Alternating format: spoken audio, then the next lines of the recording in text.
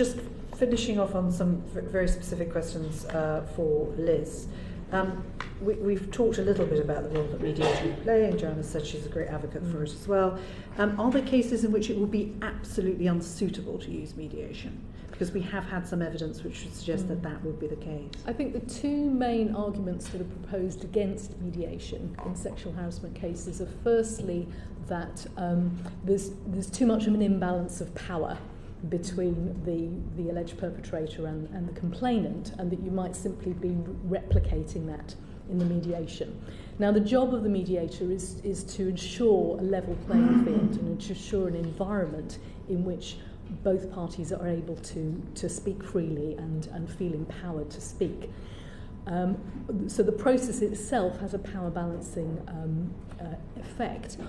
Also, I think it's very important that the context within which it happens is one where the organisation is taking the complaint very seriously. The individual is given the option for a formal investigation if that's what they want, to ascertain the facts. And there is a culture in the organisation that they will challenge those in power, because if this is a situation where there's a power, the alleged perpetrator has power over the individual, that they will fearlessly challenge that person for their behaviour. And I think if that message is communicated, and that's the culture of the organisation, then I think a complainant can go into that conversation knowing that they have backup. Okay. Yes. I know others want to come in, but I just want to drill down slightly in terms of, could mediation actually help perpetrators as well as victims then? Absolutely. I think it gives them an opportunity to really listen to and understand the impact of their behaviour on somebody else.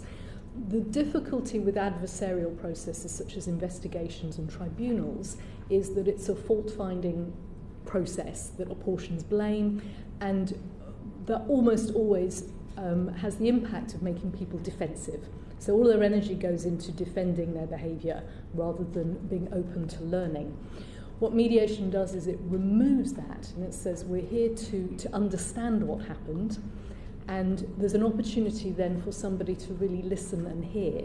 So it can be profoundly educative and far more powerful as a tool for changing behaviour and raising awareness and changing the culture of organisations than simply going through an investigation or a tribunal. Okay.